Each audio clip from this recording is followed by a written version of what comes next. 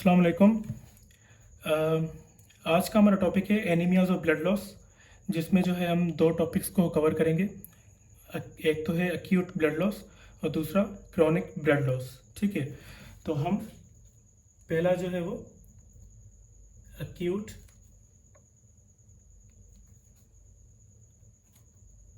Blood loss को हम cover करेंगे। अब एक्यूट ब्लड लॉस का मतलब क्या है? ठीक है, ये किस मतलब रीज़न की वजह से होता है, और it is due to the loss of intravascular volume. ठीक है, अब इंट्रावेस्कुलर वॉल्यूम का मतलब क्या है? इंट्रावेस्कुलर वॉल्यूम का मतलब है volume of blood in patient circulatory volume, sorry circulatory system. ठीक है, तो एक्यूट ब्लड लॉस का मतलब ये है कि ये लॉस ऑफ इंट्रावेस्कुलर वॉल्यूम की वजह से होता है। फॉर सपोज अगर ये लॉस ऑफ इंट्रावेस्कुलर वॉल्यूम जो है ये अगर बहुत ज़्यादा हो रहा है, अगर ये बहुत ज़्यादा हो रहा है तो ये it will lead to the सीवियस कोलैप्स। कार्डियोवेस्कुलर सिस्टम जो है वो कोलैप्स हो सकता है इसकी वजह से। ठीक है, और दूसरा जो है वो पेशेंट जो है वो शॉक में जा सकता है, और लास्ट जो है वो उसकी डेथ भी हो सकती है। ठीक है, तो ये सारे रीज़न है इसके कि अगर ये लॉस ऑफ इंट्रावेस्कुलर वॉल्यूम जो है अगर बहुत ज़्यादा हो जाएगा तो ये फिर सीरियस कोलैप्स हो सकता है, शॉक हो सकता है और डेथ भी हो सकती है। अब करते हैं बात कि अगर जो है ब्लड लॉस जो है वो एक्सीड कर रहा है, 20%। ठीक है, 20% मतलब कि अगर हमारी बॉडी से 20% ज़्यादा जो है वो ब्लड लॉस हो रहा है तो ये जो है हम पेशेंट जो है फिर वो हाइपो वॉल्यूमिक शॉक में जा सकता है। ठीक है, अब ये सारी चीज़ें हो गई, ये तो एक मतलब कि एक रिस्क फैक्टर्स हो गए सारे। ठीक है, अब हम बात करेंगे कि अगर फॉर सपोज कि पेशेंट जो है सरवाइव कर रहा है बाय चांस। ठीक है, अगर पेशेंट फॉर सपोज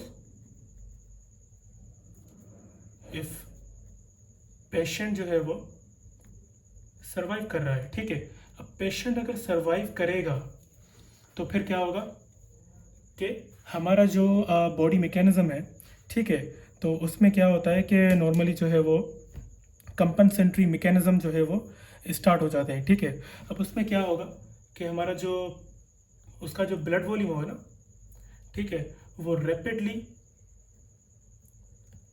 रैपिडली जो है वो रिस्टोर हो जाएगा। ठीक है, रिस्टोर होगा पाए किस चीज़ से? इंट्रावेस्कुलर शिफ्ट से, इंट्रावेस्कुलर फ्लूइड शिफ्ट जो होती है ना उससे। अब मैं आपको बताता हूँ कि इंट्रावेस्कुलर शिफ्ट जो है वो क्या होता है। इंट्रावेस्कुलर शिफ्ट जो है ना फ्लूइड की, उसकी वजह से। अब इंट्रावेस्कुलर फ्लूइड शिफ्ट जो है वो क्या है? अब इंट्रावेस्कुलर फ्लूइड शिफ्ट जो है ना उसमें क्या होता है कि जो वाटर होता है ना, वाटर और सॉल्यूट्स, उसकी जो है वो नेट मूवमेंट होती है। ठीक है, नेट मूवमेंट होती है। कहाँ से होती है? फ्रॉम दी इंट्रावेस्कुलर और एक्स्ट्रा सेलुलर कंपार्टमेंट। ठीक है, extra cellular compartment to the interstitium.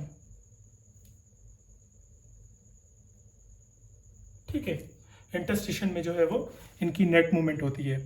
अब ये फ्लूइड जो है वो शिफ्ट हो रहा होता है। ठीक है, अब ड्यूरिंग द शिफ्ट मतलब कि because of the shift, because of this shift जो है वो, इसकी वजह से क्या होता है कि हीमोडाइल्यूशन हो जाती है। हीमोडाइल्यूशन का मतलब क्या है वो मैं आपको बताता हूँ। हीमोडाइल्यूशन की वजह से जो है वो क्या हो जाता है कि हेमाटोक्रिट जो है ना वो लो हो जाती है।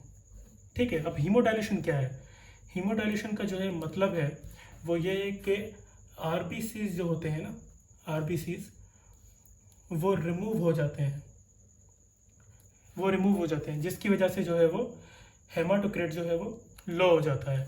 ठीक है, अब हेमाटोक्रिट तो लो हो गया, हेमाटोक्रिट लो हो गया तो फिर अब हमारा बॉडी मैकेनिज्म जो है वो जो है वो कंपनसेंट्री मैकेनिज्म को जो है वो इनिशिएट करेगा। ठीक है, कंपनसेंट्री मैकेनिज्म में क्या हो जाएगा कि ऑक्सीजन जो है वो रिड्यूस हो जाएगी, क्योंकि हेमाटोक्रिट लो हो गया तो ऑक्सीजन तो फिर जो है वो रिड्यूस हो जाएगी। ऑक्सीजन रिड्यूस होगी तो उसकी वजह से जो है वो इंक्रीज हो जाएगा क्या, सीक्रेशन ऑफ द एर्थ्रोपोएटिन। ठीक है, मैं इसको शॉर्ट फॉर्म में लिख रहा हूँ, एर्थ्रोपोएटिन। ठीक है, एर्थ्रोपोएटिन की जो सिक्रेशन इंक्रीज होगी तो फिर क्या होगा, वो स्टिमुलेट करेगा किस चीज़ को, वो स्टिमुलेट करेगा प्रोलिफरेशन ऑफ द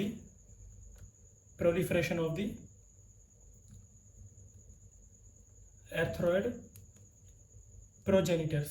ठीक है, अब एर्थ्रोइड प्रोजेनिटर सेल्स जो होते हैं उनकी जो है वो प्रोलिफरेशन होगी, कहाँ पे होगी, बोन मैरो में। ठीक है, बोन मैरो में होगी।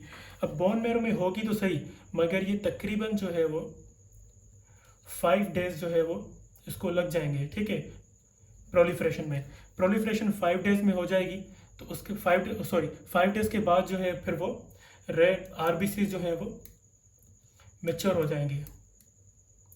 आरबीसीज मैच्योर हो गए, आरबीसीज मैच्योर होने के बाद जो है वो जो है वो ऑक्सीजन जो हमारी बॉडी में जो है वो लो थी उसको जो है वो कंपनसेट करेंगे। ठीक है, अब ये तो सारा मैकेनिज्म हो गया जिसकी वजह से अक्यूट ब्लड लॉस का जो है पूरा कंपनसेटरी मैकेनिज्म है ये। तो अब हम बात करते हैं कि अगर जो है आरबीसीज, इफ आरबीसीज जो होंगे, ठीक है, वो अगर एक्स्ट्रा वेक्सेट कर रहे हैं तो, एक्स्ट्रा विजिट कर रहे हैं तो, ठीक है, एक्स्ट्रा विजिट का मतलब ये है कि ब्लड वेसल से जो आरबीसीज होते हैं ना वो वहाँ से निकलकर वो वहाँ से माइग्रेट होकर टिश्यूज़ में जो है वो सराउंड कर रहे हैं। ठीक है, टिश्यूज़ में जा रहे हैं वो। ठीक है, अब बात ये है कि जब आरबीसीज या कोई भी अगर हम फॉर सपोज कि अगर इंट्रावीनस ड्रग जो होता है, ठीक है, वहाँ से ब्लड वेसल से वो ड्रग निकल कर अगर टिश्यूज़ में चली जाती है तो वहाँ पे वो या तो फिर वो अपना जो है वो इफेक्ट शो करती है या तो फिर वो डैमेज कॉज करवाती है। ठीक है, इसी सेम तरीके से जो है ना रेड ब्लड सेल्स जो होते हैं वो एक्स्ट्रा विजिट हो जाते हैं टिश्यूज़ में। ठीक है, एक्स्ट्रा विजिट तो हो जाते हैं मगर उनमें जो हीमोग्लोबिन होता है, हीमोग्लोबिन जो है वो उसमें जो आयरन होता है वो आयरन जो है वो क्या होता है, एक्स्ट्रा विजिट इनटू टिश्यूज़। ठीक है, एक्स्ट्रा विजिट तो हो गए टिश्यूज़, मगर उसके बाद जो है आयरन जो होता है ना HB में, हीमोग्लोबिन में, ठीक है, वो क्या हो जाता है, रिकैप्चर हो जाता है। ठीक है, रिकैप्चर हो जाता है। ठीक है, वो रीअपटेक हो जाता है। ठीक है, रीअपटेक होने के बाद फिर जो है वो हेमोग्लोबिन की जो है वो सिंथेसिस करवाएगा। ठीक है, हेमोग्लोबिन की सिंथेसिस करवाएगा क्योंकि आयरन जो है वो एसेंशियल होता है हीमोग्लोबिन सिंथेसिस में और जो है वो एर्थ्रोपोइसिस में। ठीक है, अब ये तो मैकेनिज्म हो गया। ठीक है, फॉर सपोज के अगर जो है वो ब्लीडिंग हो रही है, ब्लीडिंग हो रही है कहाँ पे, हाँ, गट में, और जो है वो ब्लीडिंग गट में हो रही है या फिर आउट ऑफ बॉडी हो रही है। ठीक है, आउट ऑफ बॉडी हो रही है अगर ब्लीडिंग फॉर सपोज गट में हो रही है या फिर आउट ऑफ बॉडी, तो फिर वो क्या होगा, उसकी वजह से आयरन लॉस हो जाएगा। ठीक है, आयरन तो लॉस हो गया, आयरन लॉस होने के बाद जो है फिर आयरन डेफिशिएंसी हो जाएगी। ठीक है, आयरन डेफिशिएंसी हो जाएगी। आयरन डेफिशिएंसी की वजह से जो है वो क्या हो सकता है कि हेमोग्लोबिन जो है वो फिर नहीं बन पाएगा। ठीक है, क्योंकि आयरन की तो ज़रूरत होती है हीमोग्लोबिन सिंथेसिस में, जिसे मैंने आपको बताया। ठीक है, तो इसकी वजह से क्या होगा कि आयरन डेफिशिएंसी होगी। फिर आखिर में ये होगा कि वो जो रेड सेल्स होते हैं ना उनकी रिस्टोरेशन जो है ना वो फिर उनकी रिस्टोरेशन में एक हिंड्रेंस आ जाएगी, एक जो है ना वो क्या कहते हैं कि उनकी बनने में, उनकी रिस्टोरेशन में जो है वो एक स्टॉप आ जाएगा, मतलब क्या। ठीक है, तो ये सारा जो है वो प्रोसेस है, इस प्रोसेस में जो है ये सारा जो है वो कंपनसेटरी मैकेनिज्म है जो कि एक्यूट ब्लड लॉस में हो रहा है, ठीक है। अब हम जो है वो हम बात करेंगे किसकी, क्रॉनिक ब्लड लॉस की, ठीक है। Chronic blood loss. अब क्रॉनिक ब्लड लॉस में ऐसी कोई ख़ास चीज़ तो बेसिस में लिखी नहीं हुई, मगर उसमें इतना लिखा हुआ है कि आयरन जो है वो स्टोर्स होते हैं ना उसके आयरन के, जहाँ पे वो स्टोर हो रहा होता है, ठीक है। तो वो जो है स्टोर्स उसके जो है वो ग्रेजुअली डिप्लीट हो रहे होते हैं, वो ख़त्म हो रहे होते हैं, ठीक है। डिप्लीट हो रहे होते हैं। डिप्लीट होने की वजह से मतलब कि आयरन फिर डेफिशिएंट हो गया, ठीक है। आयरन की डेफिशिएंसी हो जाएगी। डेफिशिएंसी होगी तो फिर वो क्या करवाएगा, क्रॉनिक ब्लड लॉस करवाएगा, ठीक है। क्रॉनिक ब्लड लॉस होगा उसमें, ठीक। जैसे कि मैंने आपको पहले भी बताया कि आयरन जो है वो क्या क्या करता है बॉडी में, ये इसेंशियल होता है फॉर दी हेमोग्लोबिन सिंथेसिस, ठीक है। और जो है वो एर्थ्रोपोइसिस करवाता है, ठीक है। सो फिलहाल तक आज तक तो यही है 2 टॉपिक्स। आई होप कि आप लोगों को समझ में आ गए होंगे। अगर आपको किसी को समझ में नहीं आया तो फिर जो है वो कमेंट करके पूछ सकते हैं, ठीक है। अल्लाह हाफिज़।